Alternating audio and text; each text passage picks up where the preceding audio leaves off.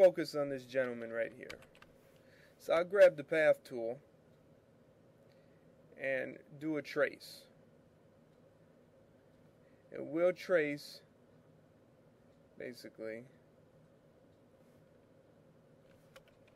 his head, which includes the hat. I'm not tracing it. I'm outlining it with this path tool. Now you could do this with the selection tool as well. You'll just have to save your selection as you go along, just so you don't. Sometimes you can accidentally deselect it, and you got to start all over. And yeah, that line didn't quite go. It should be here, here,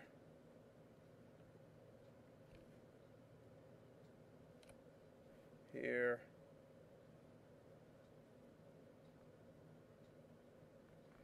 and here.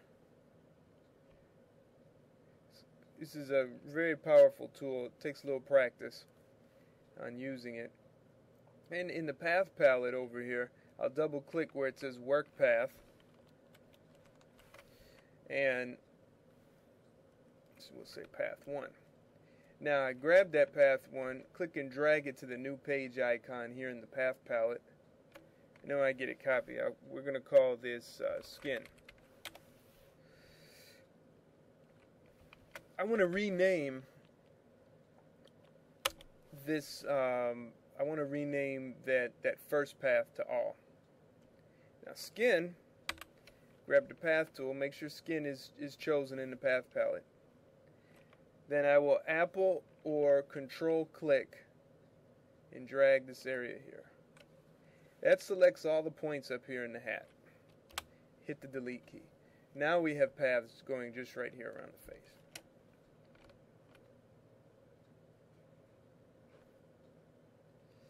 And I will pick up where we left off.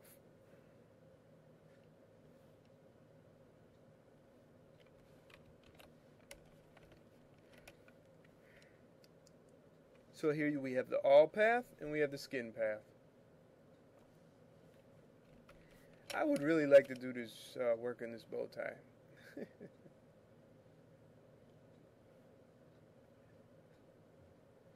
Yeah. Why not? You're just doing with the same tool, path tool, just click, drag, click, drag, double click that one, tie. Okay. Alright, now, first things first, we have our selections here.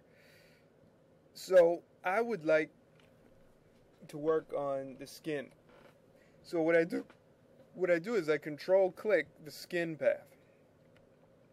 I go into quick mask to see how harsh the edges are. It's a little too harsh.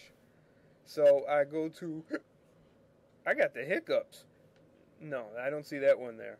We go to select modify feather, and we just do 1 pixel. Hit quick mask. That's just enough. Just enough. Yeah, this again, I had to downsize this just for teaching purposes.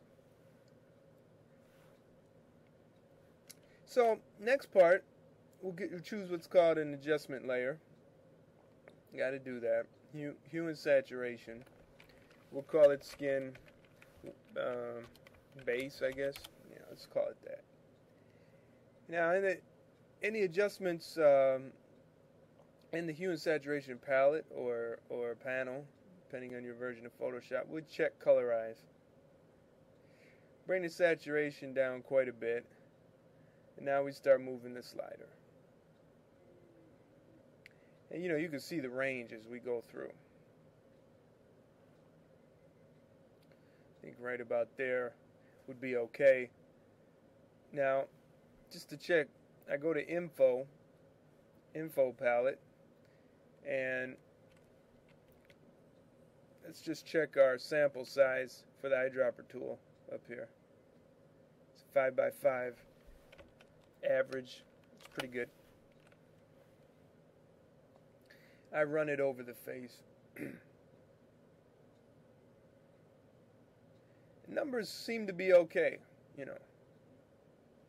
I'm looking at over here, and you know, for light-skinned people, that's pretty good. Cyan's kind of high though. Now we have the base, and we've already created a mask. So I command click the little black layer mask in here, jump down to curves. We want to call that